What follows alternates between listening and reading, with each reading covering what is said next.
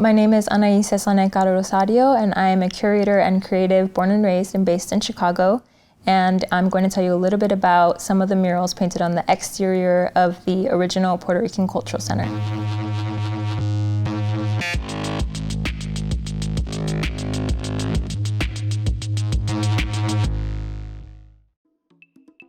On the lower part of the building, we have a beautiful landscape overlooking the ocean with a beautiful orange sunset. In the foreground, we have a palm tree and sand and a poem written in Spanish. And then in the background, we have a mountain range and trees. And then just to the right of it, we have the Grito de Lares flag that is in the shape of the Big Island of Puerto Rico. The Grito de Lares is a Puerto Rican uprising against Spanish colonial rule that happened in the 1800s, and so this was considered one of the first Puerto Rican flags. The mural takes up the entirety of the building, and so it's imposing, it's vivid, it's colorful, it's passionate about Puerto Rican history. This is a photo of me in front of the mural with my fist up. I was probably about 3 years old.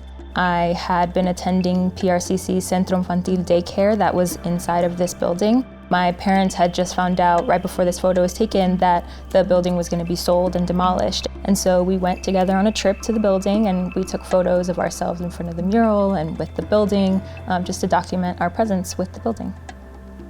I just feel like when I ever talk about gentrification, I sometimes have all of these thoughts that I don't know how to word because it's such a physical thing that happens within our bodies and our families and our spaces. The fact that this mural is quite literally about the fight for freedom throughout multiple generations in Puerto Rican history is gone. I think that's very telling to what the general narrative is about the importance of Puerto Rican history. It shows us that Puerto Ricans are still here and this history is still here and very present, and so we have to continue talking about and bringing back up these themes.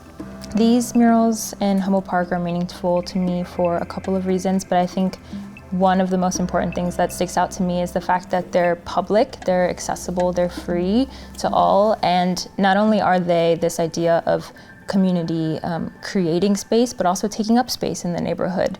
That art is so centered in the Puerto Rican community in Humboldt has followed me throughout my life and has shown me that we have our own art world and we have our own spaces, that there's work to be done, there's work that needs to be studied, like this mural. Today I get to be a curator at the National Museum of Puerto Rican Arts and Culture, so I get to continue working with art within the community.